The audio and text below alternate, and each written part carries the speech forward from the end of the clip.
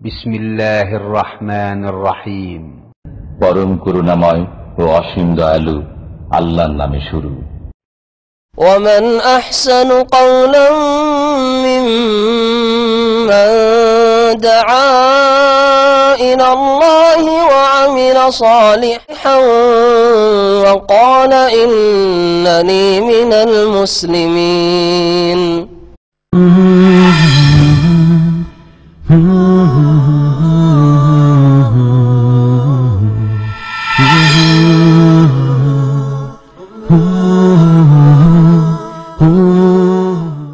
السلام عليكم ورحمة الله وبركاته. إن الحمد لله نحمده ونستعينه ونستغفره ونعوذ بالله من شرور أنفسنا ومن سيئات أعمالنا من يهده الله فلا مضل له ومن يضلل فلا هادي له وأشهد أن لا إله إلا الله وحده لا شريك له وأشهد أن محمدا عبده ورسوله صلى الله تعالى عليه وعلى آله وصحبه وسلم تسليما كثيرا. أما بعد فأعوذ بالله من الشيطان الرجيم. بسم الله الرحمن الرحيم. وإذ قال إبراهيم رب اجعل هذا بلدا آمنا وارزق أهله من الثمرات من آمن منهم بالله واليوم الآخر قال ومن كفر فأمتعه قليلا ثم أضطره إلى عذاب النار وبئس المصير. মহান আল্লাহ সমস্ত প্রশংসা যে আল্লাহ পাক রব্বুল আলামিন আমাদেরকে সৃষ্টি করেছেন এবং এই দুনিয়ায় আল্লাহ পাক রব্বুল আলামিন আমাদেরকে পরীক্ষা করেন। কে আল্লাহ পাকের এই পরীক্ষায় উত্তীর্ণ হতে পারে, সফলতা লাভ করতে পারে। আর যেই ব্যক্তি আল্লাহ পাক রব্বুল আলামিনের নৈকট্য হাসিল করে, খাস বান্দা হতে পারে, তাকে তত বড় আল্লাহ পাক পরীক্ষা করেন। সালাত এবং সালাম নাজিল হোক মুহাম্মদুর রাসূলুল্লাহ সাল্লাল্লাহু আলাইহি ওয়াসাল্লামের ওপর, যাকে আল্লাহ পাক রব্বুল আলামিন সবচাইতে বেশি পরীক্ষা করেছেন মানব জাতির মধ্যে। এইরকমই আল্লাহ পাক রব্বুল আলামিন যত আম্বিয়া রসুলগণকে প্রেরণ করেছেন তাদেরকে বেশি পরীক্ষা করেছেন। যেমন নবী করিম সাল্লাল্লাহু আলাইহি সাল্লামের হাদিসে রয়েছে আশাদ্দুন নাসি বালাআন আল আম্বিয়া সুম্মাল আমসাল ফাল আমসাল। সবচাইতে বেশি পরীক্ষা হয়ে থাকে মানব জাতির মধ্যে আম্বিয়াগণের, নবী রসুলগণের, সুম্মাল আমসাল ফাল আমসাল। তারপরে যত ভালো মানুষ রয়েছে নবী ছাড়া অন্যদের মধ্যে, তাদের বেশি পরীক্ষা হয়ে থাকে। আর যত অসৎ, যত পাপী, যত আল্লাহ দিন থেকে দূরে, আল্লাহর থেকে দূরে, তত কম পরীক্ষা হয়ে থাকে।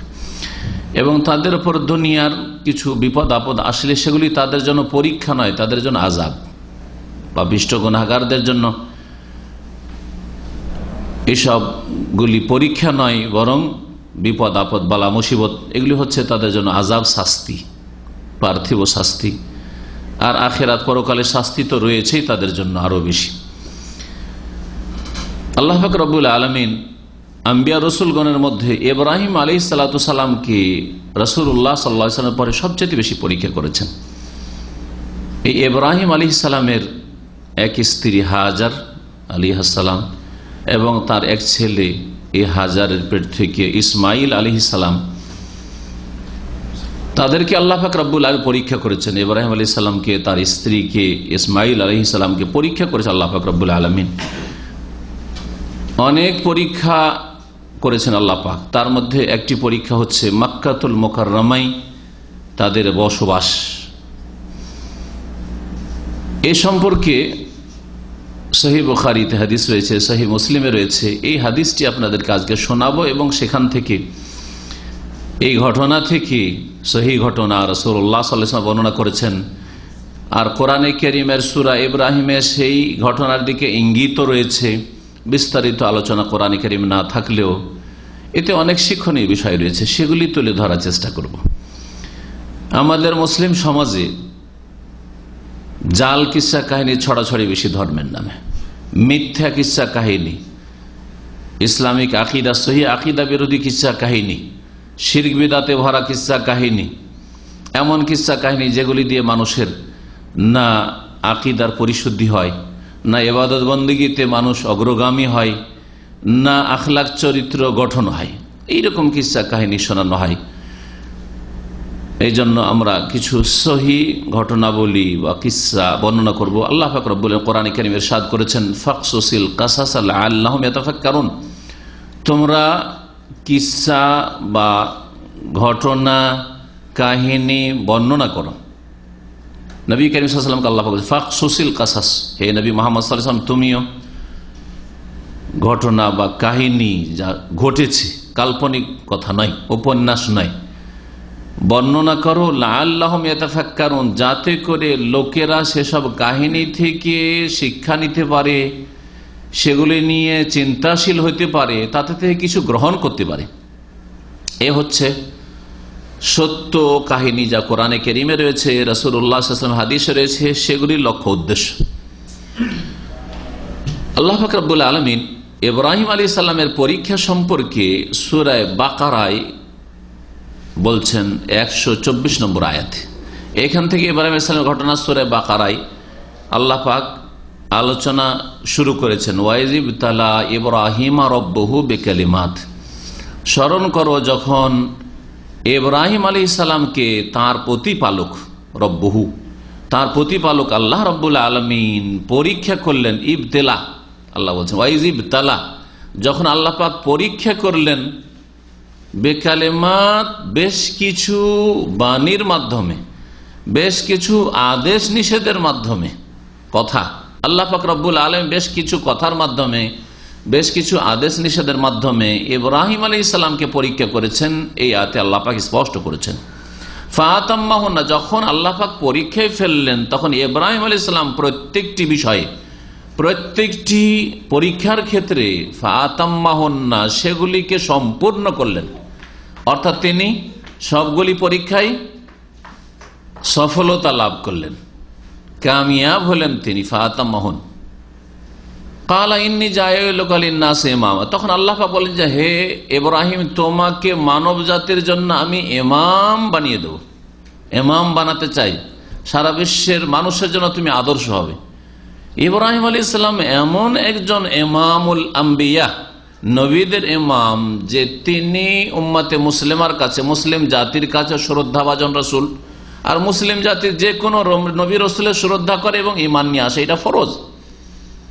ঈমান বির রিসালা, রাসূলগণের প্রতি ঈমানের অন্তর্ভুক্ত না হলে মুসলিমই হইতে পারবে, মুমিন হইতে পারবে না। অন্যান্য নবীগুলি সম্পর্কে ইহুদি খ্রিস্টানরা দ্বিমত করেছে, কিন্তু ইব্রাহিম আলাইহিস সালাম সম্পর্কে ইহুদিরাও শ্রদ্ধা রাখে, খ্রিস্টানরাও শ্রদ্ধা রাখে। জি, তো আল্লাহ পাক বলেন তোমাকে ইন্নী জাইলুকা লিন্নাসি ইমামা ক্বালা ওয়া মিন যুররিয়াতি। ইব্রাহিম আলাইহিস সালাম নিজের কথা শুধু চিন্তা করবেন, আল্লাহ আমার সন্তানদের মধ্য থেকেও তুমি ইমাম বানায়ো, আমার সন্তানদের মধ্যে তুমি নবী রসুল বানাবে, তারা পৃথিবীর ইমামত করবে, পৃথিবীকে দিক নির্দেশনা দিবে, হেদায়েত দেবে পৃথিবীর মানুষকে। ক্বালা ওয়া মিন যুররিয়াতি, আল্লাহ পাক বললেন যে তোমার সন্তানদের মধ্য থেকে তোমার বংশধরে ইমাম বানাবো, কিন্তু একটি শর্ত আছে, লা ইয়ানালু আহদিজ জালিমিন, জালেমরা আমার এই প্রতিশ্রুতিতে ভাগ পাবে না। তোমার সাথে যে প্রতিশ্রুতি করছি তোমার বংশধরে ইমাম বানাবো, কিন্তু তাতে থেকে যারা জালেম, মুশরিক, কাফের, বেদিন, আল্লাহদ্রোহী, আল্লাহর দিন থেকে দূরে, তারা এতে অংশ পাবে না। লা ইয়ানালু আহদিজ জালিমিন। আল্লাহ পাক রব্বুল আলামিন তারপরে বেশ কিছু আয়াতে ধারাবাহিক ইব্রাহিম আলাইহিস সালামের বিভিন্ন সময়ের ঘটনার দিকে ইঙ্গিত করেছেন। তার মধ্যে মক্কাতুল মুকাররমা সম্পর্কে 126 নম্বর আয়াত থেকে শুরু করে 127, 28, 29 এই আয়াতগুলিতে আল্লাহ পাক রব্বুল আলামিন ইব্রাহিম আলাইহিস সালাম সম্পর্কে বর্ণনা করছেন। তা একটু শোনাই, তারপরে ওই সহিহ বুখারী মুসলিমের হাদিসটি শোনাবো। আল্লাহ পাক বলেন ওয়াইদ ক্বালা ইব্রাহিম রাব্বিজআল হাযা বালাদান আমিনা। ইব্রাহিম আলাইহিস সালাম দোয়া করলেন মক্কাতুল মুকাররমার জন্য। দোয়াটা করেছে ওই সময় যখন স্ত্রীকে আর ছেলেকে রেখে গেলেন, ওই সময় দোয়া করেছিলেন, হে আল্লাহ, এই শহরটিকে তুমি নিরাপদ শহর বানিয়ে দাও, এখানে নিরাপত্তা দান করো। দুনিয়ার মধ্যে সবচেয়ে বেশি নিরাপত্তা আজকে কোথায় রয়েছে? সৌদি আরবে রয়েছে আলহামদুলিল্লাহ। আর সৌদি আরবের মধ্যে মক্কাতুল মুকাররমায়, মদিনা মুনাওয়ারায়, হারমাইন শরীফাইনে, হেজাজে সবচেয়ে বেশি নিরাপত্তা রয়েছে। ইব্রাহিম আলাইহিস সালামের দোয়ার বরকত, এটা হচ্ছে শিক্ষণীয় বিষয় যে এই নিরাপত্তা, যে নিরাপত্তাটা আপনি হাড়ে হাড়ে অনুভব করছেন এই সৌদি আরবে যারা এখানে বসবাস করছেন, সৌদি আরবে কাজকর্ম করছেন, যে নিরাপত্তা আপনার বাড়িতেও আপনি ভোগ করতে পারেন না। সেখানেও বিভিন্ন রকমের ঝুঁকির মুখে থাকছেন, হ্যাঁ, রিস্কে থাকছেন, টেনশনে থাকছেন। রাস্তাঘাট নিজের দেশে চলতে গিয়েও ভয় লেগে আছে, কেউ কোনো কিছুকে ভয় করে, কেউ কাউকে ভয় করে, কিন্তু ভয় লেগে আছে, নিরাপত্তাহীনতা। ইব্রাহিম আলাইহিস সালাম এই দোয়া করেছেন। আর একটি দোয়া করে, ওয়ারজুক আহলাহু মিনাস সামারাত, আর এখানকার এই শহরের মক্কাতুল মুকাররমার অধিবাসীদেরকে তুমি ফলের আহার দান করিও।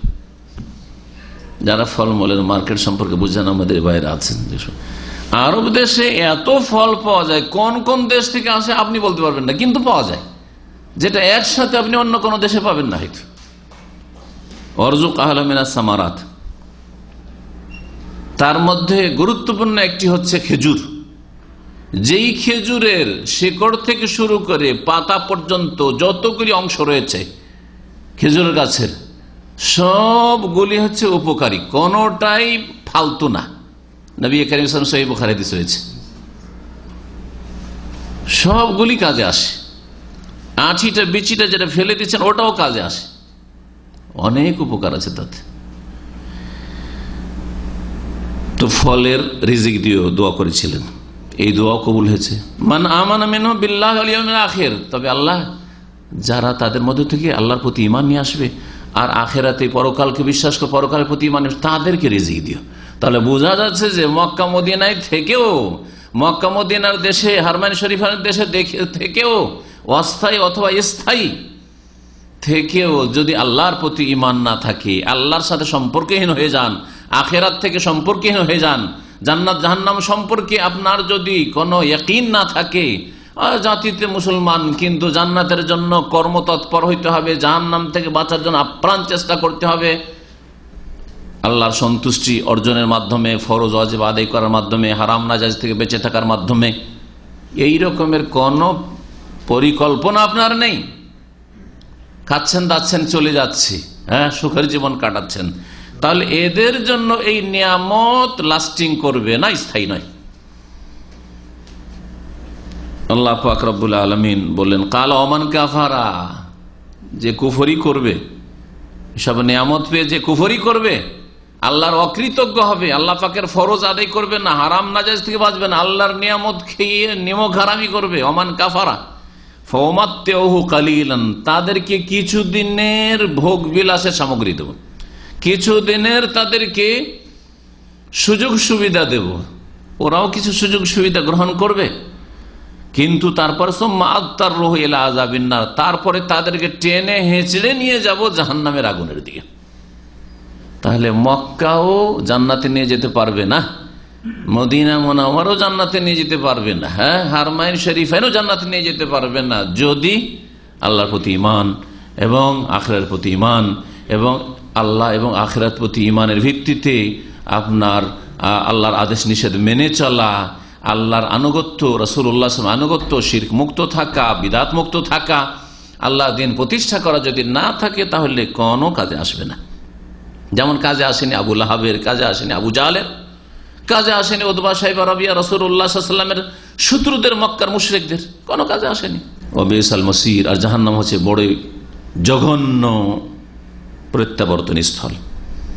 তারপরে ইব্রাহিম আলাইহিস সালাম, ইসমাঈল আলাইহিস সালামের দোয়া, রব্বানা তাকাব্বাল মিন্না ইন্নাকা আনতাস সামিউল আলিম, যখন পাথর বসাচ্ছিলেন আর কাবা ঘর নির্মাণ করছিলেন, আর বাপ বেটা দুইজনে এই দোয়া পড়ছিলেন, ওই দোয়া আল্লাহ পাক 127 নম্বর আয়াতে উল্লেখ করেছেন। এভাবে আরো বেশ কিছু দোয়া উল্লেখ করেছেন। এইরকমই সূরা ইব্রাহিমের আয়াত নম্বর 35 থেকে শুরু করে আয়াত নম্বর 40 পর্যন্ত বা তারপর 41 পর্যন্ত আল্লাহ পাক রব্বুল ইব্রাহিম আলাইহিস সালামের দোয়ার কথা উল্লেখ করেছেন।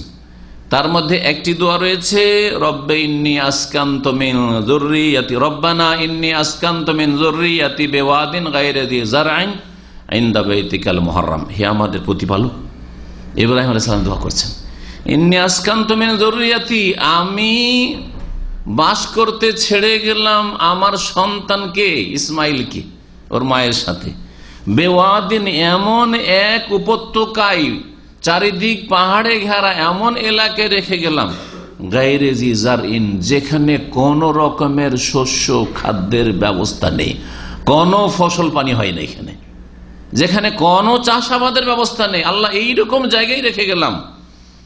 ইনদা বাইতিকাল মুহাররম, তোমার সম্মানিত ঘরের পাশে, তোমার সম্মানিত ঘরের পাশে। রব্বানা, কি জন্য এখানে রেখে গেলাম? আর চলে যাচ্ছেন তিনি প্যালেস্টাইনে ফিরে, শাম দেশে। রব্বানা লিয়ুকিমুস সালাত, যাতে করে আমার স্ত্রী, আমার ছেলে এবং ইসমাইলের বংশধর তারা সালাত কায়েম করে, নামাজ পড়ে। নামাজ যদি পড়ে, তাহলে বেনামাজির জন্য এই মক্কাতুল মুকাররমা নয়। আল্লাহ মক্কায় আমার ছেলেকে রেখে গেলাম, ইসমাইলকে। কেন? লিয়ুকিমুস সালাত, সে আর তার সন্তানরা, তার বংশধর কিয়ামত পর্যন্ত লিয়ুকিমুস সালাত, নামাজ কায়েম করবে। বেনামাজি হক রাখে না মক্কায় বসবাস করার, বেনামাজি অধিকার রাখে না হেজাজে বসবাস করার, বেনামাজি হক রাখে না মদিনা মুনাওয়ারায় বসবাস করার, বেনামাজি হক রাখে না সৌদি আরবে বসবাস করার, জাজিরা আরব উপদ্বীপে বসবাস করার। রব্বানা লিয়ুকিমুস সালাহ ফাজআল আফিদাতাম মিনান নাস তাহওয়ি ইলাইহিম, সুতরাং হে আল্লাহ, তুমি মানুষের অন্তরকে আকৃষ্ট করে দাও এদের দিয়ে। আমার ছেলেকে রেখে গেলাম মক্কায়, মক্কাতুল মুকাররমার দিকে, এবং এখানকার অধিবাসীদের দিকে, এই শহরের দিকে, সারা পৃথিবীর মানুষের আফিদাতাম মিনান নাস, সব মানুষের কথা বলা হয়নি, এখানে বলা হয়েছে আফিদাতাম মিনান নাস। বোঝা যাচ্ছে যে লোকদের মধ্য থেকে, মানুষের মধ্য থেকে কিছু মানুষের কথা বলা হয়েছে। তার মানে কাফেরদের কথা বলা হয়নি, ইহুদি নাসারার কথা বলা হয়নি, নাস্তিকদের কথা বলা হয়নি। আল্লাহ তাদের অন্তরকে আকৃষ্ট করে দাও, তারা হচ্ছে মুমিন, মুসলিম, সৎকর্মশীল, যারা বাইতুল্লাহর হজের জন্য আগ্রহী হবে, বাইতুল্লাহর উমরা করার জন্য, জিয়ারা করার জন্য আগ্রহী হবে, কাবা ঘরে সালাত নামাজ পড়ার জন্য আগ্রহী হবে, বারবার যেতে ইচ্ছা করবে মক্কাতুল মুকাররমায়। ফাজআল আফিদাতাম মিনান নাস তাহওয়ি ইলাইহিম, ওদের দিকে যেন লোকের আকৃষ্ট হয়, মক্কার দিকে, মক্কাবাসীদের দিকে।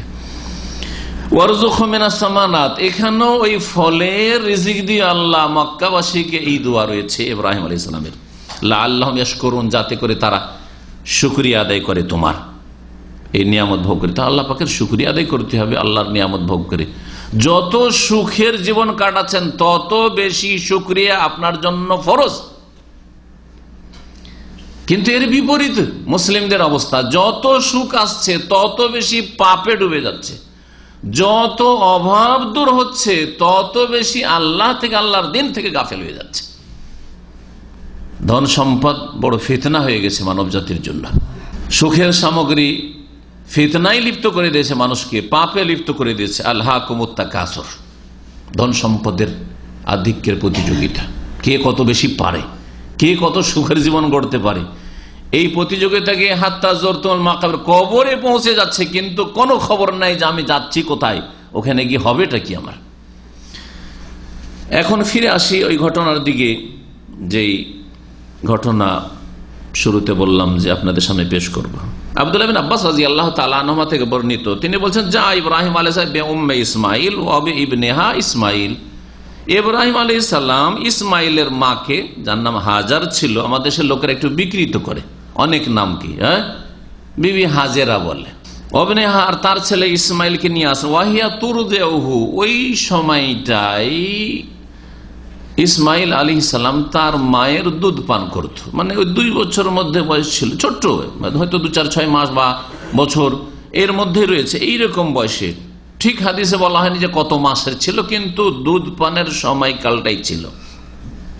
হাত্তা ওয়াদাহা ইনদাল বাইত, নিয়ে এসে মক্কায় বাইতুল্লাহর ঘর যেখানে পরে নির্মিত হলো ওর পাশেই রেখে দিয়ে, যেখানে বর্তমানে এখন জমজম কূপ আছে, যারা পুরাতন মানুষ জমজম কূপ ঢুকে কূপের কাছেও দেখেছেন হয়তো, এখন তো আন্ডারগ্রাউন্ডে করে দেওয়া হয়েছে, দেখার হয়তো সুযোগই পাওয়া যায় না, কিন্তু এককাল আমরা দেখেছি, একবার কূপের কাছে গিয়ে দেখেছি যে রেখে গেলেন এখানে। ইনদা দাওহাতিন ফাওকা জমজম, জমজমের কূপের উপরে, মানে কিনারায় একটি বিশাল ডাল শাখা বিশিষ্ট গাছ ছিল, ডাল পাতা বিশিষ্ট গাছ ছিল। এই গাছের পাশে দৌহা বলা হয় এমন গাছকে যে ঘন ডাল পাতা যদি থাকে এইরকম গাছকে দৌহা বলা হয়। এই দৌহা থেকে কাতারের রাজধানীর নাম দৌহা হয়েছে। এখানে একটা দৌহা মহল্লা আছে, এগুলো পরবর্তীকাল নাম হয়েছে। কিন্তু দৌহাতুন মানে হচ্ছে বড় গাছ, যেই গাছে এর ডালপালা এবং পাতা বেশি। ওয়ালাই সাবে মাক্কাতে আমাইদিন আহাদে, সেই সময় আজকে থেকে প্রায় 5000 বছরের আগে, গবেষণায় বলা হচ্ছে সেটা 5000 বছরেরও বেশি হয়ে যাচ্ছে। সেই সময় মক্কায় কোনো লোক বসবাস করতো না, জনহীন এলাকা। আর মক্কায় পানিরও কোনো ব্যবস্থা ছিল না, পাহাড় আর পাহাড়, চারিদিকে পাহাড়ে ঘেরা। মক্কায় ঢোকার জন্য মাত্র দুটো রাস্তা, একটা রাস্তায় ঢোকা আর একটা দিয়ে বের হওয়া, দুটো রাস্তা ছাড় কোনো দিকে বের হওয়ারও ক্ষমতা ছিল না। অন্যদিকে ইচ্ছা মতো যেদিকে সেদিকে আমি বেরিয়ে চলে যাব, এইরকম কোনো রাস্তাই ছিল না। পাহাড়ের মাঝখানে সংকীর্ণ রাস্তা, একটা উপর দিক থেকে নামতো আর একটা নিচের দিক থেকে নামতো। আমাদের হাদিসে যখন ওই শব্দটা আসবে তখন আরো বলছি। ওখানে মাকে আর ছেলেকে রেখে দিলেন। আর একটা থলে ব্যাগ, ওই ব্যাগের মধ্যে কিছু খেজুর, ও সেখান আর একটি মশক, যাতে পানি ছিল। মশক বুঝেন?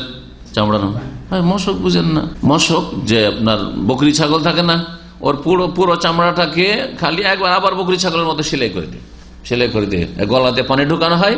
আর একটা পায়ের দিক থেকে একটা চিকন পাইপ রাখা, ওখানে দিয়েও পানি খেতে পারবেন অথবা ঢালতে পারবেন। আগের যুগে আরবরা মশকে পানি রাখতো, যেটা ঠান্ডা থাকতো, দূর দূর থেকে পানি নিয়ে আসতে হতো যাতে তাড়াতাড়ি গরম না হয়ে যায়। চামড়া শোধন করে ওতে পানি রাখলে চামড়া সড়ে না, পচে না, কিছু হয় না। সুম্মা কাফা ইব্রাহিম, তারপরে ইব্রাহিম আলাইহিস সালাম টান দিলেন, চলে যাচ্ছেন রেখে। আগে থেকে কোনো কথাও নাই স্ত্রীর সাথে, কোনো কথা নেই যে তোমাকে নিয়ে যাচ্ছে অমুক জায়গায় রেখে চলো, কোনো কথাই নেই, জানেই না তারা। স্বামী নিয়ে যাচ্ছে, কোনখানে নিয়ে যাচ্ছেন প্রশ্ন নয়। আজকালকার মহিলাদের বাড়ি থেকে বেরোলে এতরা শুরু হয়ে যাবে, কোথায় যাবে তুমি? হ্যাঁ, কোথায় যাবে, কখন ফিরবে, কত ঘন্টার জন্য তুমি? না, আমি যেতে পারবো না, ঠিক না? আপনি যদি দিন শিখতেও আসতে চান, তারপরও শোকজ করতে হবে, কোথায় নিয়ে যাচ্ছ, তারপর কতক্ষণ লাগবে, আমার কাজ আছে, তুমি 1 ঘন্টার মধ্যে আধা ঘন্টা ফিরতে পারবে কিনা আমাকে নিয়ে, তাই না? আর ইব্রাহিম আলাইহিস সালাম 1 মাসের রাস্তা বাইতুল মুকাদ্দাস থেকে, প্যালেস্টাইন থেকে বেরোচ্ছেন স্ত্রীকে নিয়ে, আর নিয়ে এসে মক্কায় ছেড়ে চলে যাচ্ছেন। কি জন্য এত দূর নিয়ে আসলেন আর কি করবেন না করবেন কিছু জানেন না, খবর রাখেন না। হাদিস বলছে রাসূলুল্লাহ সাল্লাল্লাহু আলাইহি সাল্লামের, মন গড়া কথা নেই। এই হচ্ছে স্বামীর আনুগত্য, এটা হচ্ছে মা বোনদের জন্য শিক্ষা। স্বামীর আনুগত্য, স্বামীর শ্রদ্ধা এবং স্বামীকে শোকজ করতে না। শোকজ এটা আদবের খেলাফ। কেন কেন কেন এটা পছন্দ করে কেউ? আপনাদের বসেরা পছন্দ করে, মালিক, ফরম্যান, সুপারভাইজার, আচ্ছা অমুক অমুক জায়গায় কাজ যাও, কেন জিজ্ঞেস করেন, ধাক্কা দিয়ে বের করে দিবে, তাই না? সোজা কাজ করে। বলছেন যে ইব্রাহিম আলাইহিস সালাম ওখানে রেখে দিয়ে যেতে লাগলেন। ফাকালাত ইয়া ইব্রাহিম, তখন বলছেন হাজার তার স্ত্রী যে হে ইব্রাহিম বলে সম্বোধন করছেন। তার মানে কি বোঝা গেল? হ্যাঁ, স্ত্রী স্বামীর নাম ধরে ডাকতে পারে। আবার আপনারা এটাকে মান সম্মানের ব্যাপার নিয়ে নেবেন, আমার স্ত্রী আমার নাম বলবে, বেয়াদবির সীমা আছে একটা। হ্যাঁ, শরীয়তে স্বামীর নাম ধরে বলা কোনো দোষের কথা নাই, বোঝা গেছে? স্বামীর নাম ধরে বলা কোনো দোষের কথা নাই। কিন্তু আমাদের সে এমন মূর্খতা আছে, যদি গ্রামে কোন ছেলের নাম থাকে, গোটা গ্রামে কোন একটা ছেলের নাম আছে স্বামীর নামে, ওই নাম ওই ছেলেটাকে ডাকবে না, আর একটা নাম রাখবে, কিছু একটা বল ওর নাম নেই, ওই ছেলেটা ওই ছেলেটা। একবার এক গ্রামে গেছি, রাত অন্ধকার হয়ে গেছে, জিজ্ঞেস করছি অমুকের বাড়ি, তখন বয়স হয়নি, আমার একটা সিনিয়র সঙ্গী ছিল, নিয়ে চলে গেছে, নিউ মুসলিম, নিয়ে চলে গেছে, রাত অন্ধকার হয়ে গেছে, কিছু দেখাও যাচ্ছে না, সব বিদ্যুতে না কিচ্ছু নেই। জিজ্ঞেস করছি যে এটা কার বাড়ি, আনুমানিক ওই বাড়িটাই যেতে হবে হয়তো, যে বাড়ি যাচ্ছে, এটা কার বাড়ি? তো ওই মহিলা জবাব দিচ্ছে, বাচ্চাগুলোকে বলছে বললে অমুকের বাড়ি, বললে অমুকের বাড়ি। ও নিজে বলছে না যে ওর স্বামীর নাম বলতে হয়ে যাবে, বলবে না। হচ্ছে অজ্ঞতা আমাদের মুসলিম সমাজে।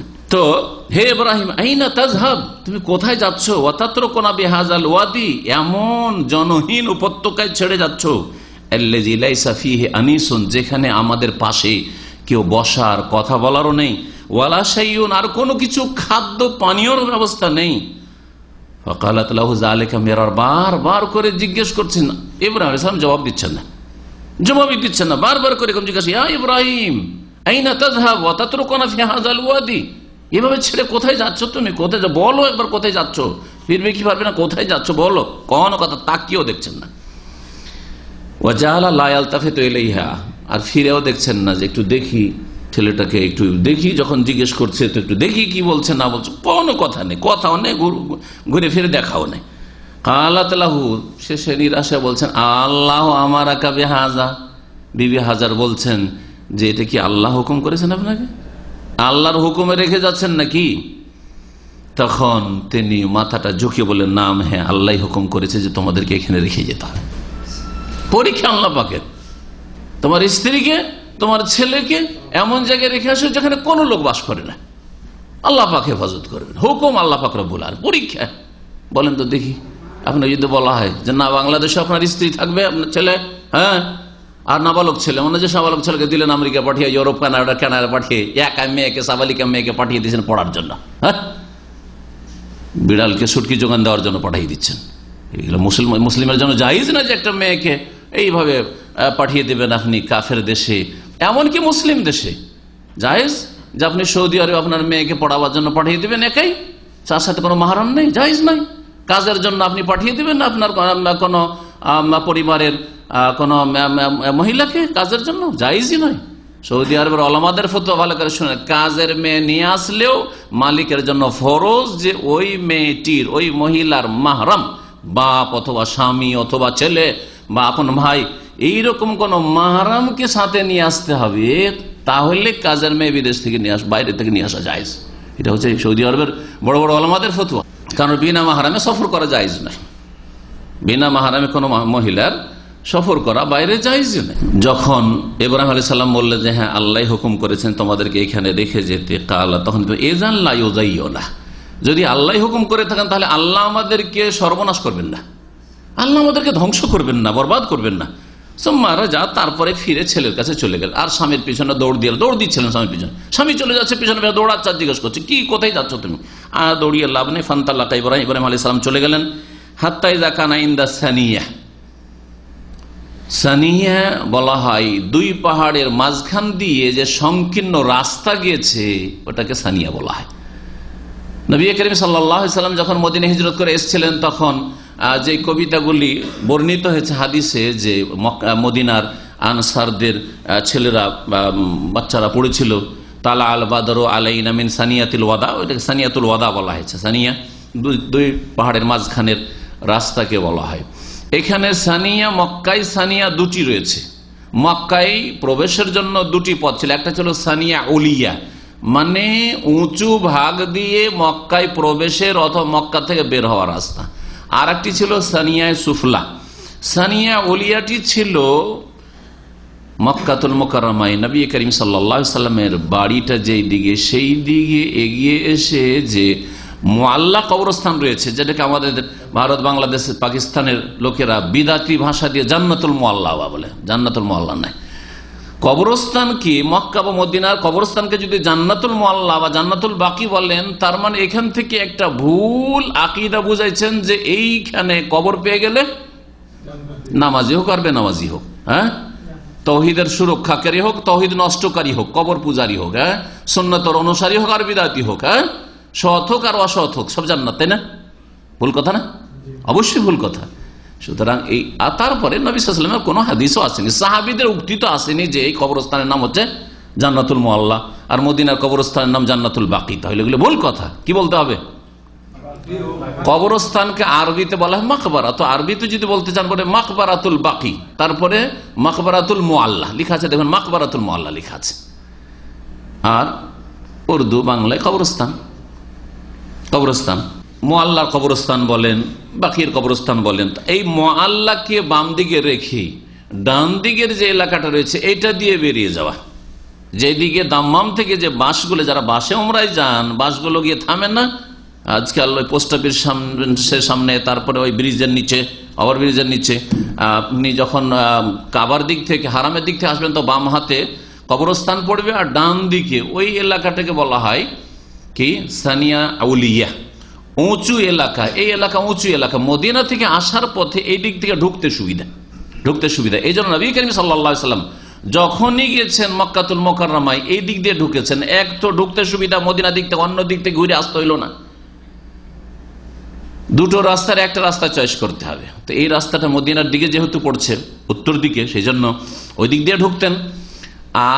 আর একটা কারণ হচ্ছে নবী করিম সাল্লাল্লাহু আলাইহি সাল্লামের বাড়ি এবং তার বংশধর আত্মীয় স্বজন যারা, তারাও রাস্তায় পড়ছে। প্রথম ওই দিক দিয়ে ঢুকলাম, নিজের বাড়ির দিক দিয়ে, নিজের বাড়ি নিজের মহল্লার সাথে একটা ভালোবাসা, প্রাকৃতিক ভালোবাসা থাকবে। তারপরে আগে আত্মীয় স্বজনদের সাথে দেখা সাক্ষাৎ হোক, এটা থাকবে। মাতৃভূমির সাথে মানুষের একটা সম্পর্ক আছে, প্রাকৃতিক সম্পর্ক আছে। তো নবী করিম সাল্লাল্লাহু আলাইহি সাল্লাম এই দিক দিয়ে, এটাকে সানিয়া আউলিয়া বলা হয়, উঁচা রাস্তা মক্কায় প্রবেশের অথবা মক্কা থেকে নিকাশের।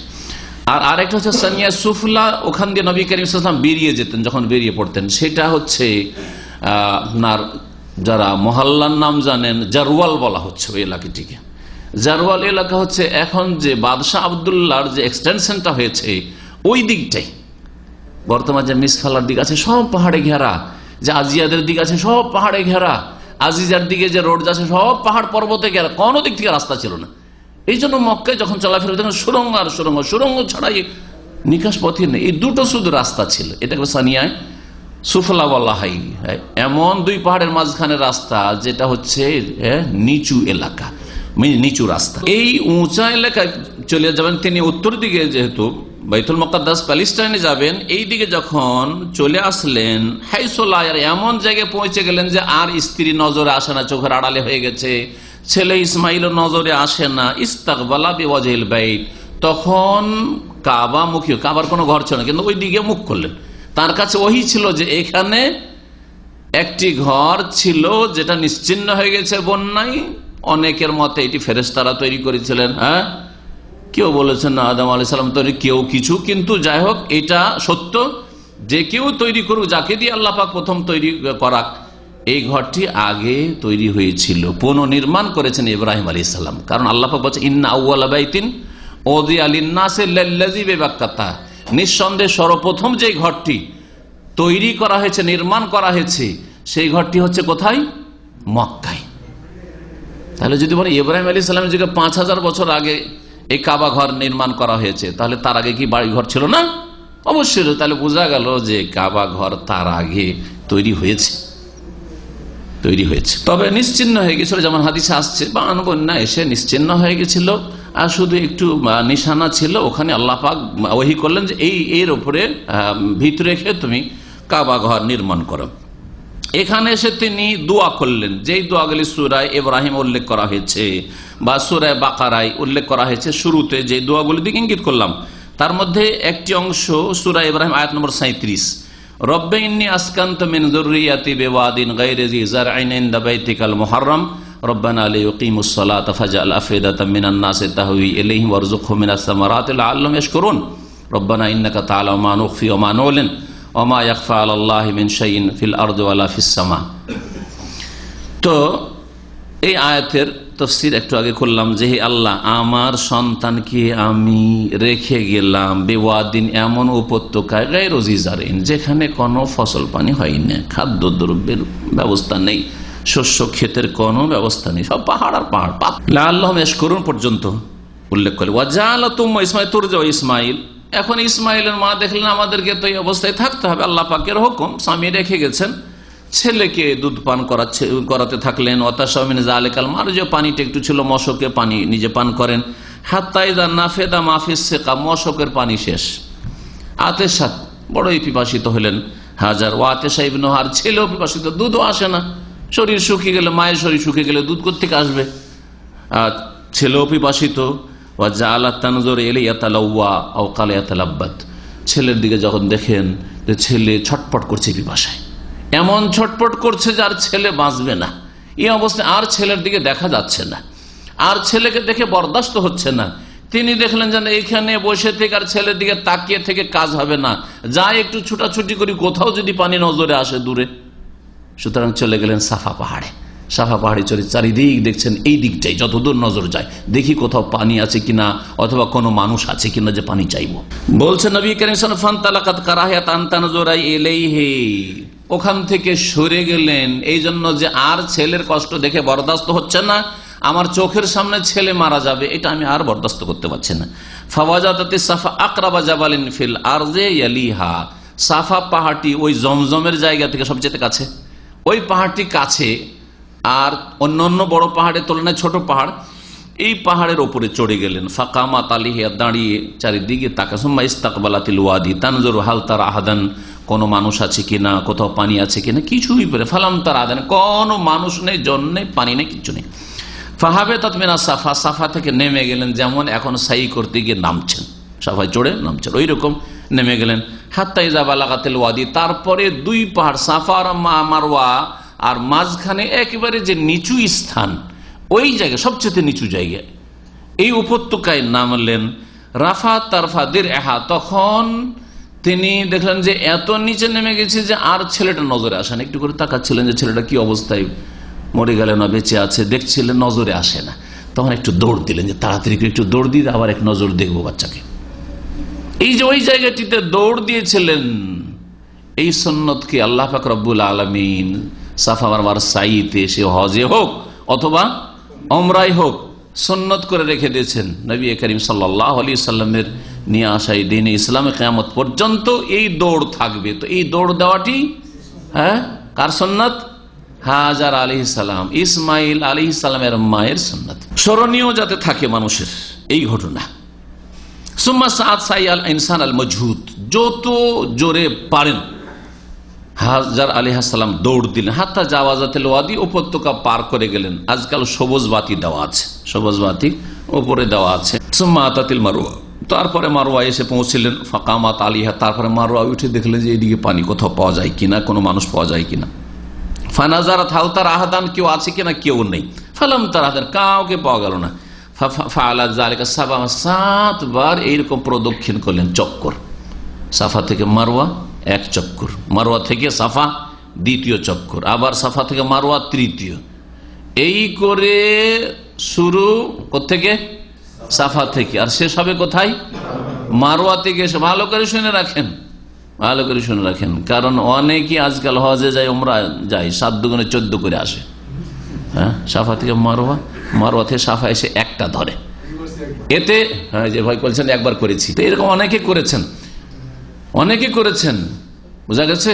তো এখানে ধরে রাখবেন যে শুরু হবে সাফায় আর শেষ হবে মারওয়ায়। আর যদি আপনি যাওয়া আসাকে একটা ধরেন, তাহলে শুরু হবে সাফাই আর শেষ হবে সাফাই, শেষ হবে। তাহলে এই 14টা চক্কর লাগালে আপনার সাই হবে না, সাই হবে না, কারণ নবী করিম সাল্লাল্লাহু আলাইহি ওয়াসাল্লামের তরিকায় নয়, আর এটা হাজার আলাইহিস সালামেরও আদর্শ নয়, তরিকায় নয়। জি, যেটাকে রাখা হয়। আব্দুল্লাহ বিন আব্বাস রাদিয়াল্লাহু তাআলা আনহু বলছেন, বর্ণনাকারী যে নবী সাল্লাল্লাহু আলাইহি ওয়াসাল্লাম এই সময় বলেছেন, এই ঘটনা উল্লেখ করতে গিয়ে, ফালিযালিকা সাআন্নাসু বাইনাহুমা, সাফা মারওয়ার মাঝখানে লোকেরা হজে এবং উমরাতে এই কারণে সাই করে থাকে, যেহেতু হাজার আলাইহিস সালাম করেছিলেন, আল্লাহ পাক রব্বুল আলামিন এই ঘটনাকে, এই দৃশ্যকে খুব পছন্দ করেছিলেন, এটি ছিল তাদের জন্য পরীক্ষা। সুতরাং এটাকে কিয়ামত পর্যন্ত সাই হিসাবে রেখে দেওয়া হয়েছে হজে এবং উমরায়। আর সঠিক মতে সাফা মারওয়া সাই হচ্ছে রুকুন, ফরজ। যদি কেউ ছেড়ে দিয়ে চলে আসে হজে অথবা উমরায়, তাহলে সেটা উমরা অথবা হজ হবেই না। যদিও আরেকটি কোন কোন আলেমদের মত যে এটা হচ্ছে ওয়াজিব, যেটা দম দিয়ে ঘাটতি পূরণ হবে, কিন্তু এই মতের চাইতে যে মতটি বললাম যেটা রুকুন ফরজ, ছেড়ে দিলে সে দম দিয়ে, কোরবানি দিয়ে তার ঘাটতি পূরণ হবে না। ফালামা আশরাফাত আলাল মারওয়া সামিআত সাওতান, 7 চক্কর পুরা হওয়ার পরে মারওয়ায় যখন চড়েছেন, একটু আওয়াজ পেলেন, যেন আওয়াজ পাওয়া গেল, তার মানে কোনো মানুষজন আছে হয়তো। ফাকালাত সাহ, বলে একটু চুপ করে শুনি, একটু এরকম যদি আওয়াজ পাওয়া যায় তাহলে মানুষ মনোযোগ সহকারে শোনার চেষ্টা করে। আওয়াজ পাচ্ছি, কিন্তু কোথা থেকে আওয়াজ আসছে? নিজেকে বলছেন যে দেখি কোথেকে আওয়াজ আসছে। সুম্মা তাসাম্মাত, একটু চেষ্টা করে, ফাসামিআত, আবার শুনছেন যে আওয়াজ আসছে, আরে লোকজন দেখতে পান আওয়াজ আসছে।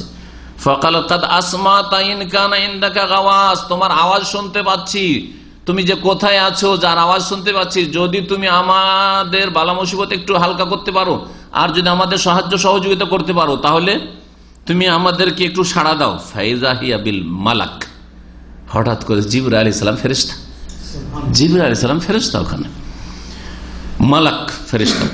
ইনদা মওদে জমজম, ওই জমজম কূপ যেখানে হয়েছে ওইখানে জিবরাইল আলাইহিস সালাম এসে হাজির আল্লাহ পাকের হুকুমে। ফাবাহাসা বিআকিবিহি আও ক্বালা বিজানাহিহি, বর্ণনাকারী সন্দেহ রয়েছে যে জিবরাইল আলাইহিস সালামের পায়ের গুতাতে অথবা তার ডানার আঘাতে ওখানে একটি কূপ তৈরি হয়ে গেল। কি তৈরি হলো? খুব পানি পানি বের হতে শুরু, পাহাড়ি এলাকা পানি বের হতে শুরু হলো। এটা হচ্ছে একটি মত। আর একটি মত যেটা আমাদের দেশের কিচ্ছা কাহিনী যারা শোনায় তাদের মধ্যে প্রসিদ্ধ রয়েছে, জিবরাইলের কথা বলে, অথচ এখানে ফেরেশতার কথা আলোচনায় কাছে আসছে। তাহলে ফেরেশতার আঘাতে এখানে জমজম কূপ তৈরি হয়েছে। কিন্তু আরেকটি ব্যাখ্যা হচ্ছে, সেটাও কেউ কেউ করেছেন, আল্লাহ জানে দুটোর মধ্যে কোনটা ঠিক। ব্যাখ্যা হচ্ছে যে ইসমাইল আলাইহিস সালাম যে শুয়ে ছোট ছেলে পায়ের গুতা দিয়েছেন, ওই পায়ের গুতাতে কি তৈরি হয়ে গেছে? জমজমের কূপ তৈরি হয়েছে, আল্লাহু আ'লাম। তবে আগেরটা যেটা বললাম সেটাই বেশি সহিহ মনে হয় এই হাদিসের আলোকে, আর বুখারী শরীফের হাদিস। ফাজালা তুহাওয়াজু, তাড়াতাড়ি দেখছেন যে ওখানে পানি, যখন পানি বহে চলে যাচ্ছে, ভয় পাচ্ছেন যে পানি উঠতে শুরু হয়েছে, পানি ছাড়া তো আমি মরছিলাম আর আমার ছেলেও মরছে, তো তাড়াতাড়ি পানিটা ধরে রাখি, না তো যাবে, শুকিয়ে যাবে পানি। পানিকে ঘেরতে শুরু করেছেন, হাউজ হাউজ বানাইতে, মানে চারিদিক থেকে পানিটাকে ঘেরতে শুরু করেছেন।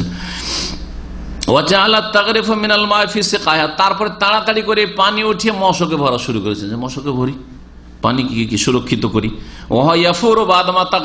নিয়ে যাচ্ছে আর পানি ঝর্ণার মতো একবারে বের হচ্ছে, বড়ই জোরদার অবস্থায়। অফিরে বেকাদের মাথা, যতটা ওঠাচ্ছেন ততটা তারও বেশি বেরিয়ে আসছে পানি, পানির অভাবে নেই। কালা ইবনে আব্বাস রাদিয়াল্লাহু আনহু, আব্দুল্লাহ ইবনে আব্বাস রাদিয়াল্লাহু তাআলা আনহু বলছেন যে কালান নবী, এই সময় ঘটনা বর্ণনা করতে গিয়ে নবী কারীম সাল্লাল্লাহু আলাইহি ওয়াসাল্লাম বলছেন, রাহিমাল্লাহু উম্মা ইসমাইল, ইসমাইলের মায়ের ওপর আল্লাহ রহম করুন।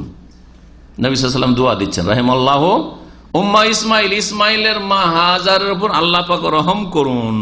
লাউ তারাকাত জমজম, সে যদি জমজমটাকে এরকম করে না ঘেরতো ভয়ে যে পানি শেষ হয়ে যাবে, পানি বহে এদিক ওদিক চলে যাবে, যদি ঘেরে না দিতেন তিনি,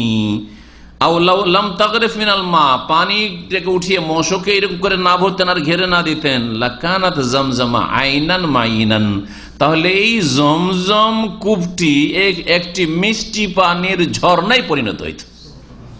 ঝর্ণাই, আইন ঝর্ণাকে বলা হয় যে পানি বইতে আছে, পানি বইতে আছে, নতুন নতুন পানি আসতে আছে, বইতে আছে।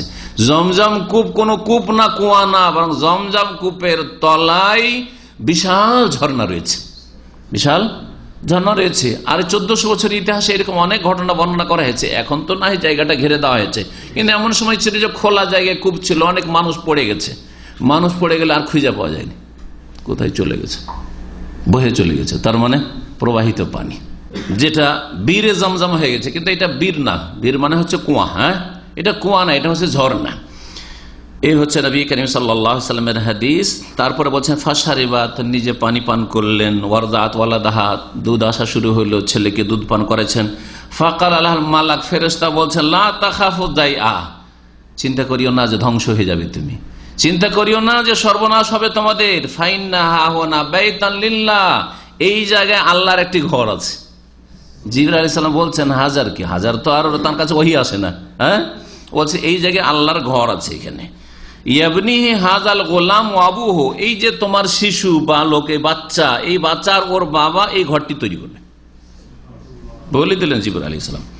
ওয়া ইন্নাল্লাহা লা ইউদাইয়ু আহলাহু, আর যারা এই ঘরের আশেপাশে বসবাস করে তাদেরকে আল্লাহ পাক ধ্বংস করবেন না, তারা ধ্বংস হবে না, তাদের কোনো ক্ষয়ক্ষতি হবে না। ওয়াকানাল বাইতু মুরতাফিআন মিনাল আরজি কারাবিয়া, ওই ঘরের নিশানাটি, যে বাইতুল্লাহ ছিল প্রাচীন যুগে, ওই জায়গাটি একটু উঁচু হয়েছিল টিলার মতো, টিলার মতো উঁচু জায়গা।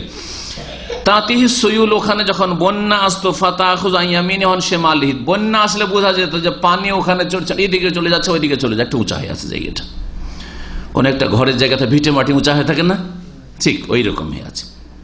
ফাকানাত কাযালিক হাত্তা মারাত বিহি রুফকাতু মিন জুরহুম, ওখান দিয়ে জুরহুম প্রাচীন একটি বংশ ছিল, ওই বংশের কিছু লোকেরা অথবা কিছু পরিবার ওই জায়গা দিয়ে যাচ্ছিল তারা সফর করে। মক্কার লোক ছিল না, তারা অন্য এলাকায় বসবাস করত, এই মক্কার আশপাশ দিয়ে যাচ্ছিল।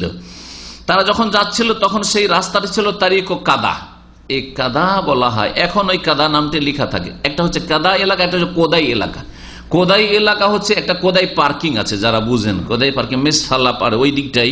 হ্যাঁ, কোদাই পার্কিং জানেন, এখানকার লোকেরা যারা গাড়ি টাড়ি রাখেন ওইদিকে হজের মৌসুম পার্কিং পাওয়া যায়, বিশাল পার্কিং আছে একটা। আর একটা হচ্ছে কাদা এলাকা, যেটা আর একটা আপনি তায়েফ দিক থেকে যখন মক্কায় ঢুকবেন তখন একটা আল আদল পার্কিং আছে, মওকিফ আদল পার্কিং আছে, এখনকার কথা বলছি। তো এই আদল পার্কিংটা হচ্ছে এই কাদার দিকে, যেই দিকটায় নবী করিম সাল্লাল্লাহু আলাইহি ওয়াসাল্লাম যেই দিক দিয়ে ঢুকতেন অথবা হজ শেষ করে ওখানে রাত কাটিয়েছিলেন, আর তারপরে রাত কাটিয়ে সকালবেলা তখন মদিনা রওনা হয়েছিলেন, এই দিকটাই যে কবরস্থান রয়েছে, কবরস্থান থেকে একটু এগিয়ে এসে, যেটাকে সেখানকার রোডগুলির নামের মধ্যে হুজুন লিখা আছে, সারে হুজুন। বলছেন যে এই জরহুম বংশের কিছু লোকেরা এসে মক্কার ওই নিচু এলাকায় তারা অবস্থান করেছে নিচু এলাকা মানে ওই জারওয়ালের দিকে, যে দিকটাই একটু আগে বললাম যে বাদশাহ আব্দুল্লাহর যে এক্সটেনশন করা হয়েছে ওই দিকটাই। ফারাজা বলছেন যে ফারাও তায়রান আইফান, ওরা দেখছে যে এইখানে পাখি ঘোরাঘুরি করছে কেন। পাখি যদি কোথাও ঘুরে, পাখি উড়ে চলে যায়, আসলে আর উড়ে চলে গেল তো এটা একটা আলাদা জিনিস। আর পাখি যদি শুধু উড়তেই থাকে, কি বোঝায় এটা? পানি আছে, এখানে পানি আছে এটা বোঝায়। জি, পানি আছে ওই জন্য ঘোরাঘুরি করছে। এইরকম অবস্থা দেখে তারা বলেন ইন্না হাজার তাইর লায়াদুর আলামা, এই যে পাখি এখানে উড়ছে আর ঘুরছে, ঘোরাফেরা করছে, তার মানে এখানে পানি আছে, আর পানির দরকার তাদের। আরবরা পানির জন্য কত দূর দূর যেতে হইতো, পানি নিশ্চয় আছে, দেখো তো দেখি। তারপরে তাদের মজদুর ছিল অথবা তাদেরই প্রতিনিধি, তাদেরই লোকজন কেউ ছিল, চাকর নকর কেউ ছিল, তাদেরকে বললো যে দাও দেখে এসো তো লাহাদনা বেহাজ আল ওয়াদি ওমা ফিহে মা, কিছু সময় আগেই তো আমরা এখান দিয়ে অতিক্রম করেছি, কিছুদিন আগে, তখন তো কোনো পানি টানি ছিল না, কিন্তু পানি পানি মনে হচ্ছে আছে নাকি, একটু ফারসাল জারিয়া নাও জারিয়াইন, একজন মজদুর বা দুইজন মজদুরকে তারা পাঠাইলো, এসে দেখে যে আসলেই তো পানি আছে, একজন মহিলা আছে, ওর সাথে একটা শিশু আছে। ফারাজাউ ফাখবারহুম, তখন এই মজদুররা বা ওদের প্রতিনিধি ওই লোকগুলি গিয়ে খবর দিল যে হ্যাঁ ওখানে পানি আছে আর একজন এরকম মহিলা আছে। ফাকবালু উম্মু ইসমাইল ইনদাল মায়ে, তারা আসলো পানির কাছে কাছিয়ে, আর পানি দেখে বসবাস করতো। এটা শুধু এই দেশে নয়, আমার দেশে 100-150 বছর আগের খোঁজ নিয়ে দেখেন, সবগুলি পুরাতন গ্রাম নদীর পাড়ে পাড়ে আছে না নেই? কারণ চাষাবাদ করতে সুবিধে, নদীর দুই দিকে সুযোগে সারি সারি গ্রাম আছে না নেই আমাদের দেশে? কেন? খোলা মাঠ পড়ে আছে, মাঠে ওইদিকে বাড়ি করেননি, নদীর পাশে সব বাড়ি ঘর, কারণ পানির প্রয়োজন মানুষের। বলছেন যে তারা আসলো, ইসমাইল আলী ইসলামের মা তখন ওই পানির কাছে বসে আছে। ফাকালু, ওই লোকেরা জরহম বংশের এসে বললো আতা আজানিন আলানা আন্নানজিলা ইনদেক, আতা আজানিন আন্নানজিলা ইনদেকে, আপনার পাশে আমরা এখানে অবস্থান করব বা বসবাস করব, আপনি কি অনুমতি দিচ্ছেন যদি আমরা এখানে বসবাস করতে চাই যখন পানি আছে? তো কালাতুন নাম, তখন হাজার বলেন যে ঠিক আছে তোমরা বসবাস করতে পারো, ওয়ালাকিন লা হাক্কা লাকুম ফিল মা, পানির ওপর তোমাদের কোনো অধিকার নেই, আমি আমার ইচ্ছা মতো দিব, আর তোমরা এই পানি দখল করে নিবে এটা চলবে না, পানি আমার দখলে থাকবে। ঠিক আছে, পানি যখন তোমার আর তোমার ওসিলাতে পানি পেলাম, ঠিক আছে। কালুর নাম বলে ঠিক আছে। কাল ইবনে আব্বাস, আজকালকার লোক হলে কি করতো? মেরে পেটে তাড়িয়ে দিত, করতো না? চায়ের বাগান যারা করে ভারতে, বাংলাদেশে খবর বলতে পারেন, কিন্তু ভারতে সুবহানাল্লাহ গরিবদের কোনো বসবাস নেই। 25-50 বিঘা জমি আছে, মালিককে তাড়িয়ে দিয়েছে, জবরদস্তি বিক্রি করবি, যা ইচ্ছা দেবো তা পয়সা নে, আর না হলে ভাগ এখান থেকে। আমরা আসামের দিকে চায়ের যে বাগান আছে, কারণ বিভিন্ন জায়গার খবর রাখতে আমাদেরকে, দার্জিলিংয়ে চায়ের বাগান আছে, সিলেটে আপনাদের চায়ের বাগান আছে, এইরকমই শহরে যারা মস্তান এগুলো তো খবর রাখেন। হ্যাঁ, যারা পুরাতন লোক, নতুন লোক যদি কোথাও জমি জায়গা কিনে, ন্যায্য পয়সাতে জমি কিনেছে, মেরে পেটে তাড়িয়ে দিল। বলছিলাম ইব্রাহিম আলাইহিস সালামের স্ত্রী হাজার আলাইহিস সালাম এবং তার ছেলে ইসমাইল আলাইহিস সালামের কথা মক্কাতুল মুকাররমায়। এই জরহম বংশের লোকেরা ধীরে ধীরে এই পানির কাছে লোক সংখ্যা বাড়তে শুরু হলো, আর তাদের প্রজনন বাড়তে শুরু হলো, আর বেশ কিছু বাড়িঘর সেখানে তৈরি হলো। এই মক্কায় প্রথম বাড়িঘর তৈরি হওয়া শুরু ইসমাইল আলাইহিস সালামের জামানায়। এদের মাতৃভাষা আরবি ছিল, এই জরহম গোত্রের মাতৃভাষা আরবি ছিল। ইব্রাহিম আলাইহিস সালামের মাতৃভাষা আরবি ছিল কিনা গবেষক ওলামাদের দ্বিমত রয়েছে। একদল বলছেন না, তার মাতৃভাষা আরবি নয়, কারণ প্যালেস্টাইনের ভাষা তখন আরবি ছিল না। কিন্তু ইসমাইল আলাইহিস সালাম যেহেতু এখানে লালিত পালিত হয়েছেন মক্কায় জরহম গোত্রের লোকদের আশেপাশে, এখান থেকে আরবি ভালো শিখে গেছেন। এই হাদিসে এই কথাই রয়েছে। বলছেন যে ইসমাইল আলাইহিস সালাম মা খুব খুশি হলেন যে আশেপাশে লোকজন পেলাম, একাই বাস করছিলাম। ওয়াহিয়া তুহিব্বুল উনসা, পছন্দ করছিলেন যে সাথী সঙ্গী কাউকে পাই, প্রতিবেশী কেউ হোক। ফানাজালু ফারসালু ইলা আহলি ফানাজালু মাহু, সব লোকেরা এসে, জরহম বংশের যত লোক ছিল সব এসে এখানে বসবাস শুরু করলো মক্কায়। হাত্তা ইযা কানু বিহা আল আবিয়াত, বেশ কিছু বাড়িঘর যেখানে তৈরি হয়ে গেল। ওয়াশাব্বাল গোলাম, আর এই ছেলে ইসমাইল সেও সাবালক হয়ে গেল। ওয়াতাআল্লামাল আরাবিয়া মিনহুম, আর এই জরহম গোত্রের কাছ থেকে আরবি ভাষাও শিখে গেছে। যেমন আমাদের ছেলেরা এখানে আরবি ভাষা এমন করে শিখেছে যে মাতৃভাষা আরবি হয়ে গেছে, বাংলায় দুর্বল হয়ে গেছে। দেখতেও বড় সুন্দর ছিলেন ইসমাইল আলাইহিস সালাম। ফালাম আদরাকা, যখন সাবালক হলেন, সাবালক হইতে পায়ে দাঁড়ানো চিন্তা না, বোঝা গেছে না? আর আজকাল পায়ে দাঁড়ানো চিন্তা।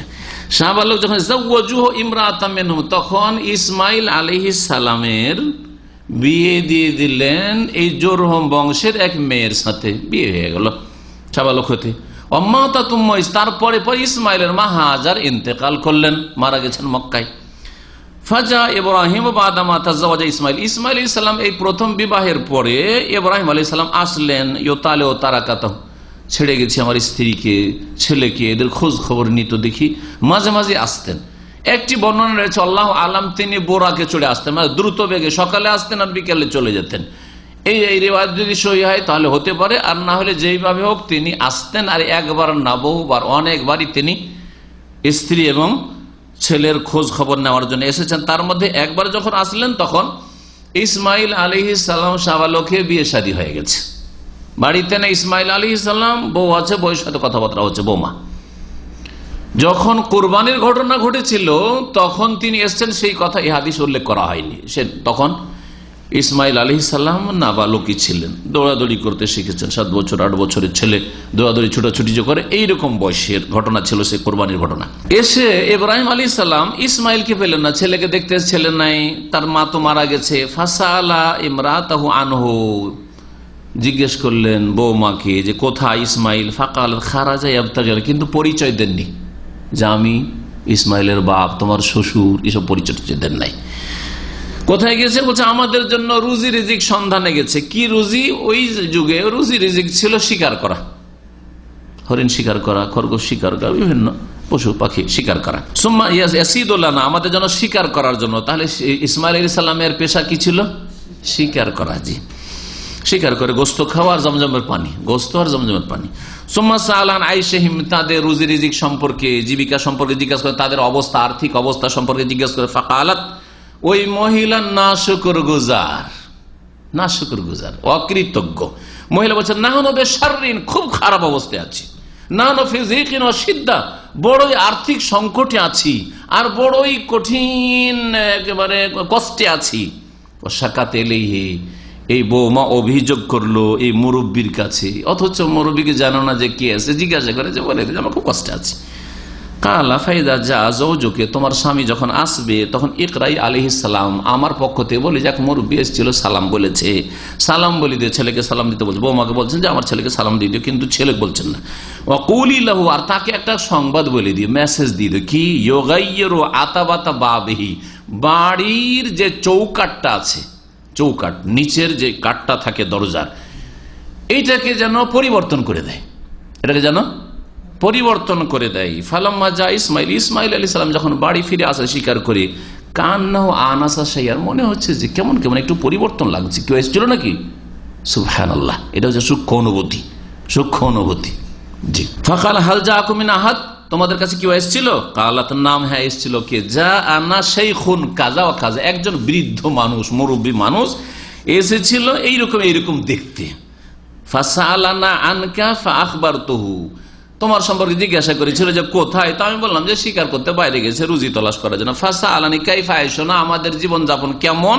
ফাআখবারতু আনা ফি জাহদিন ও সিদ্ধা, বড় কষ্টে আছি, খাওয়া দাওয়ার কষ্ট, চলাফেরার কষ্ট, এসব কষ্টে আছি, কথা বলেছি। কালা ফাহাল আওসাক বেশে, তোমাকে কোনো উপদেশ দিয়েছে, ওসিয়ত করেছে? কালাত, নাম, হয় একটা উপদেশ করেছে। কি?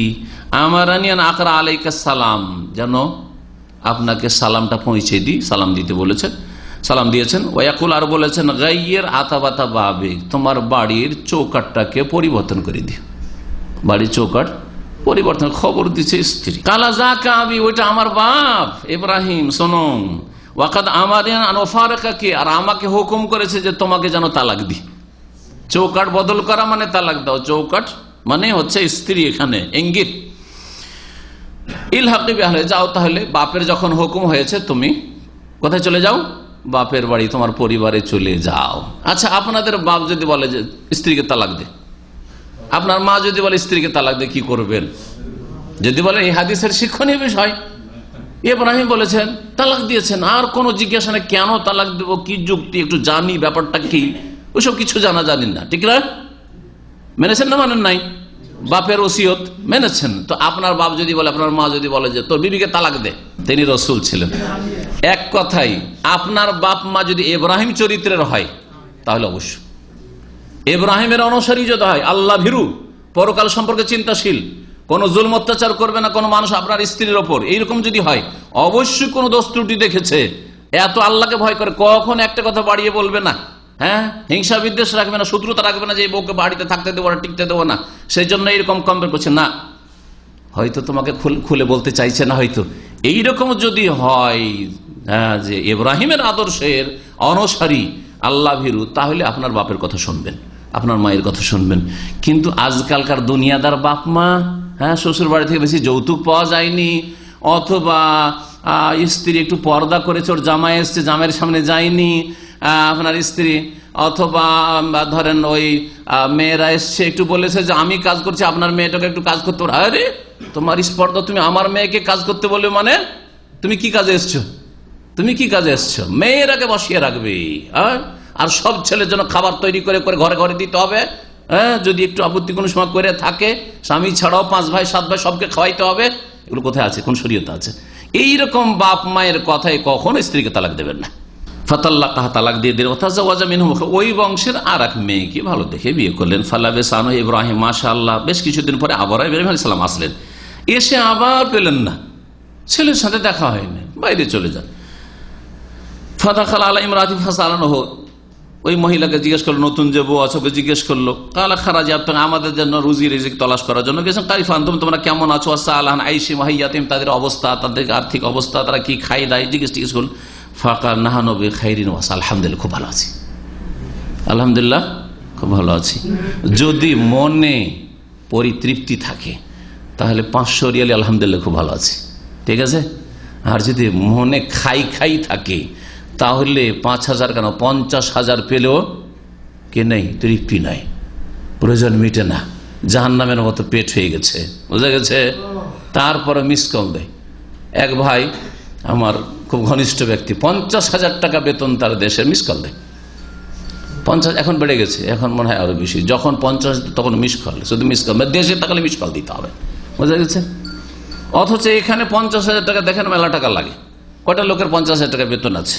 জি, তো কথা হচ্ছে যে আসল হচ্ছে মনের পরিতৃপ্তি, পরিতুষ্টি, মনকে সান্ত্বনা দিতে। আলহামদুলিল্লাহ অনেক ভালো রেখেছেন আল্লাহ পাক, অনেকের চাইতে ভালো রেখেছেন, অনেকের চাইতে সুস্থ রেখেছেন, অনেকের চাইতে নিরাপদ রেখেছেন। জি, নিচের দিকে দেখতে হবে। তো যাই হোক, বড় শুকরিয়া আদায় করলেন এই মহিলা, বলেন আমরা খুব ভালো আছি। ওয়াসনাত, আল্লাহ পাকের শুকরিয়া আদায় করেন। ফাকাল মা তো আমাকে, তোমাদের খাবার দাবার কি? কাল আল্লাহ, আমরা গোস্ত খাই। কাল খামা সারাবকম, তোমাদের পানীয় কি কি পান করো? কালাতাল মা, জমজমের পানি আর গোস্ত শিকার করে নিয়ে আসে, গোস্ত খাই। গোস্ত আর জমজমের পানি, কিচ্ছু নেই আর, না দানা অন্য কিছু কিচ্ছু নেই আর। ভাত তো দূরের কথাই, বাঙালি ভাত, রুটিও পর্যন্ত নেই, বোঝা গেছে, কিছুই নেই। খেজুর পর্যন্ত, মক্কাতে খেজুরও নেই, মদিনায় খেজুর, মক্কাতে খেজুরও নেই। খেজুর থাকলে খেজুরের কথা বলতো, তাই না? খেজুরও নেই, গোস্ত আর পানি। নবী করিম সাল্লাল্লাহু আলাইহি ওয়াসাল্লাম বলছেন যে কালা, ইব্রাহিম আলাইহিস সালাম তখন বলেন, আল্লাহ বারিক লাহুম ফিল লাহমি ওয়াল মা, আল্লাহ আমার এই ছেলে আর এই বৌমা, এই যে পরিবার রয়েছে, এদের গোশতে আর পানিতে বরকত দাও, গোশতে আর পানিতে বরকত দান করো। নবী করিম সাল্লাল্লাহু আলাইহি ওয়াসাল্লাম বললেন, ওয়ালাম ইয়াকুন লাহুম ইয়াউমাইযিন হাব্বুন, সেখানে কোনো শস্যের ব্যবস্থা ছিল না, খাদ্যদ্রব্যের ব্যবস্থা ছিল না অন্য।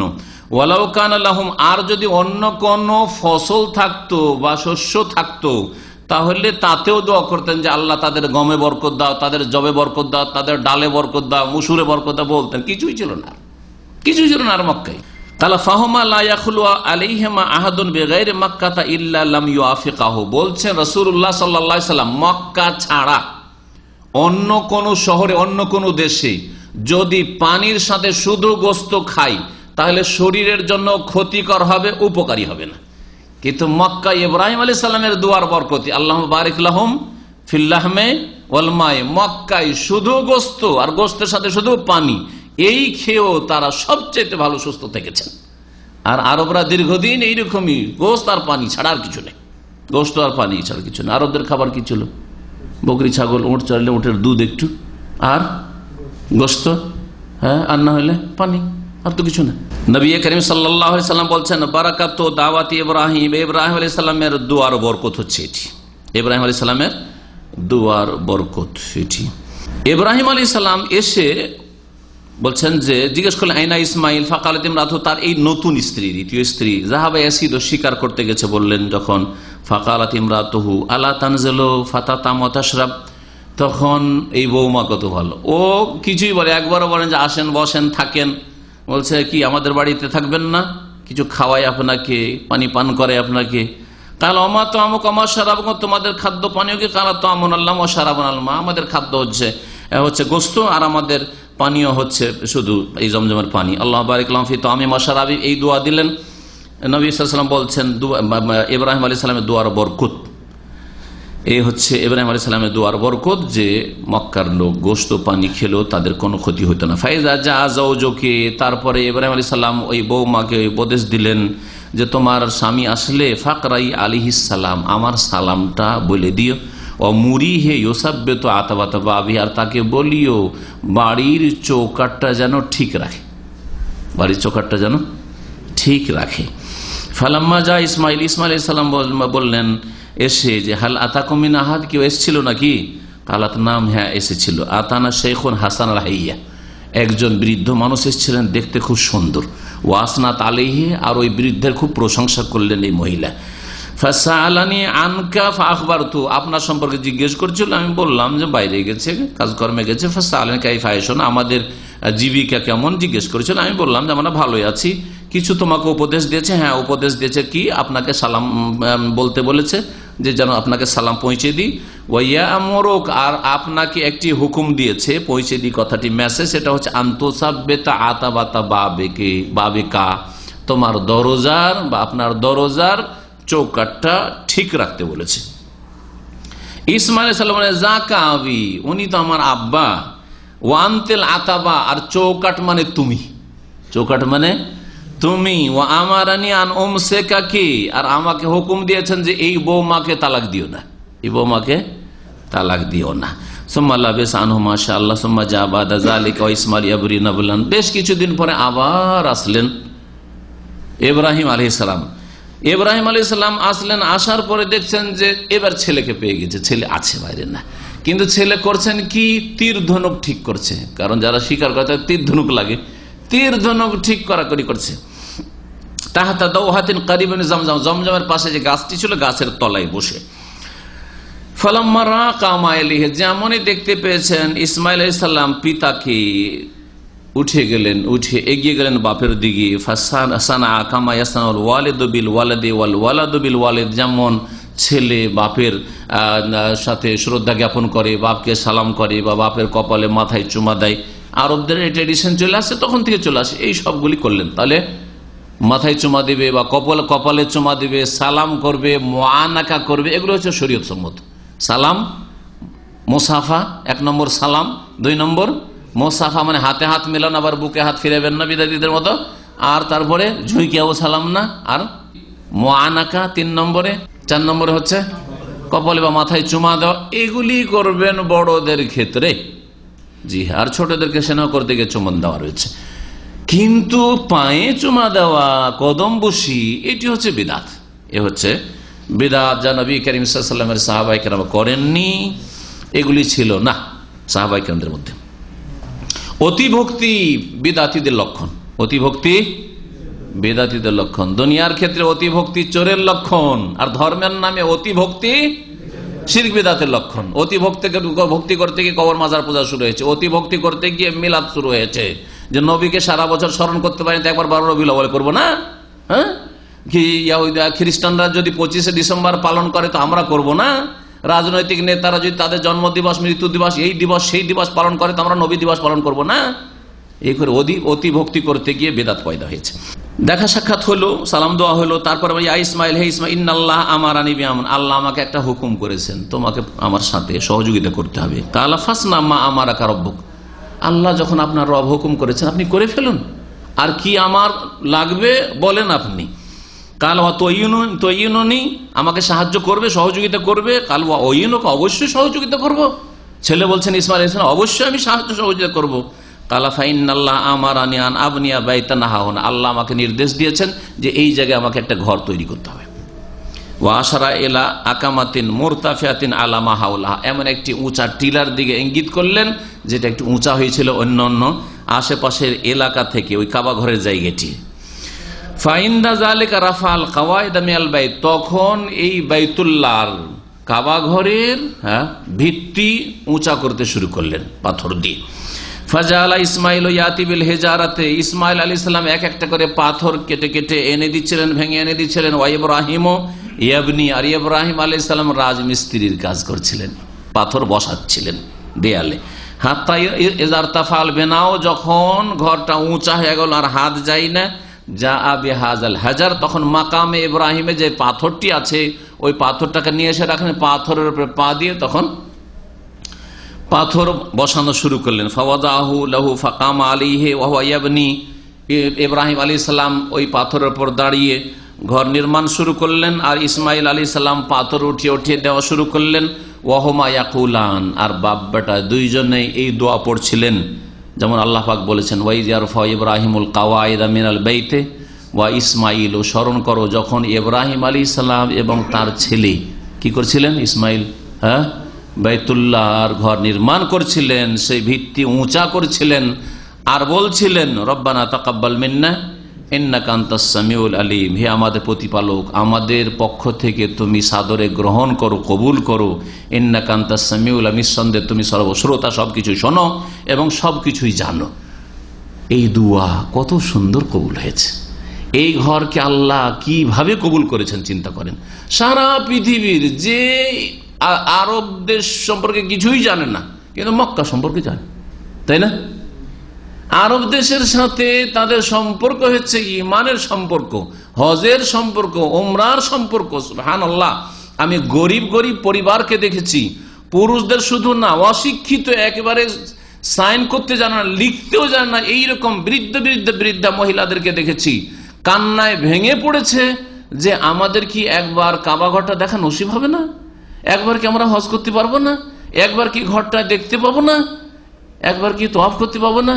সুবহানাল্লাহ। আপনারা নিশ্চয়ই জানেন যে দিন সম্পর্কে কিছু জ্ঞান থাক আর নাই থাক, তেমন কিছু জ্ঞান নেই, কিন্তু এই ঘরের সাথে মহব্বত রয়েছে, এই শহরের সাথে মহব্বত রয়েছে।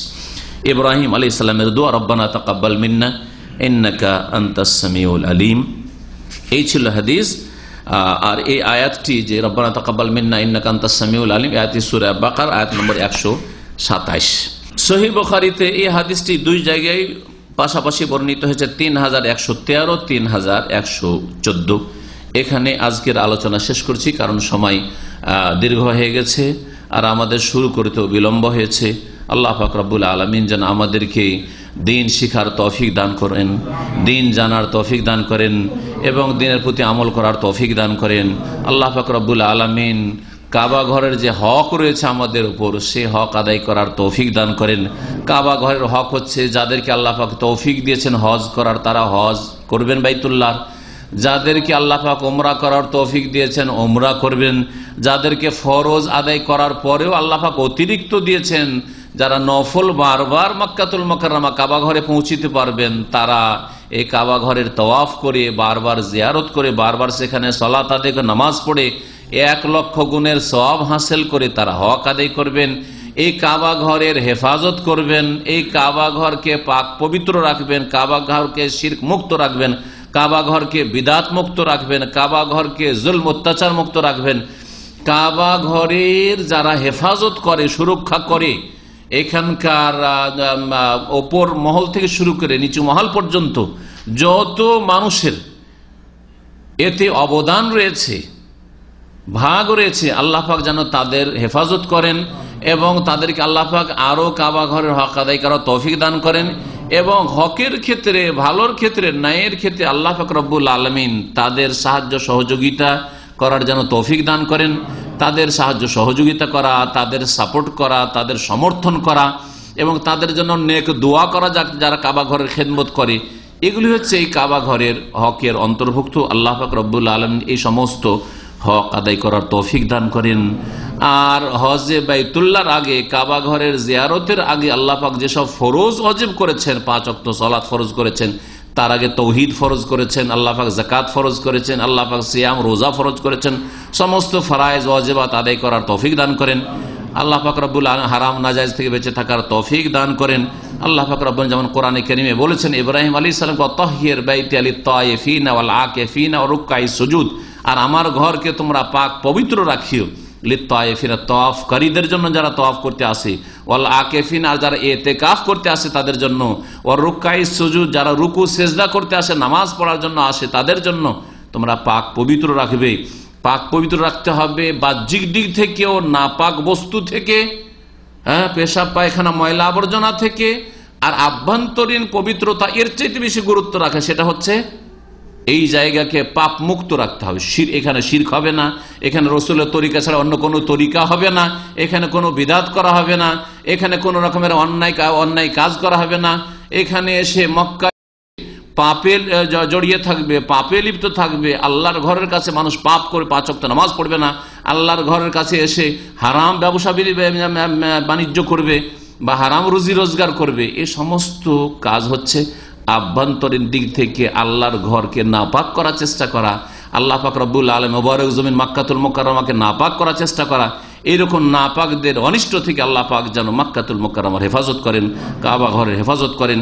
এবং আবার বলছি, আল্লাহ পাক রব্বুল আমাদেরকে কাবা ঘরের বারবার জিয়ারতের তৌফিক দান করেন, বারবার হজ উমরা করার তৌফিক দান করেন, বারবার আল্লাহ পাক রব্বুল আলামিন সেখানে সালাত আদায় করার তৌফিক দান করেন। ওয়া সাল্লাল্লাহু আলা নবিয়িনা মুহাম্মদ ওয়া আলা আলিহি ওয়া সাহবিহি আজমাইন।